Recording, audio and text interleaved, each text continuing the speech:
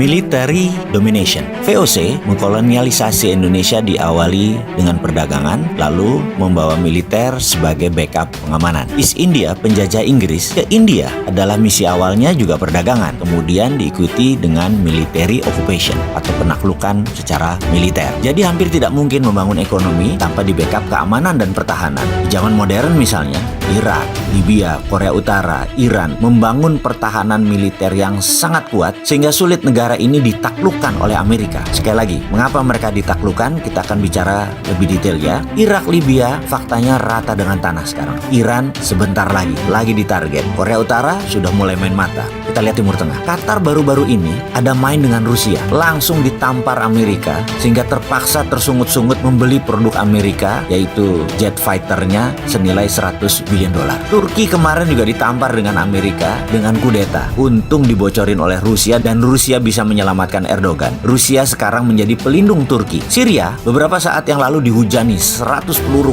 kendali Exocet oleh Amerika dari kapal induk mereka. Tapi hanya 21% yang masuk. Sisanya diblok dengan umbrella roket Rusia. Semua di counter bloknya di udara. Terlihat Rusia sangat kuat ternyata pertahanan militernya. Amerika serang Syria tersebut hanya bertahan sehari kemudian mundur lagi. Amerika kalah di Syria. Rusia pemenangnya. Dan ini adalah military domination. Kita lanjut tentang military domination. Cina menekan Nepal. Cina perang dengan India di Kashmir. Cina menekan Myanmar. Semua dengan militer karena mereka semua adalah home soilnya Cina. Dengan Taiwan, dengan semua negara Cina yang nempel di perbatasan, Cina menekan mereka semua. Karena bagi Cina penting menjaga border darat tersebut. Secara kalkulasi, untuk urusan military domination, Amerika masih nomor 1 di dunia. Amerika anggarannya adalah 1.000 billion dolar per tahun. Sementara kalau dibandingkan Indonesia, hanya 109 triliun atau 9 billion dolar alias gak sampai 1%-nya anggaran militer Amerika. Bisa dibayangkan. Dan military industry adalah penyumbang devisa 20%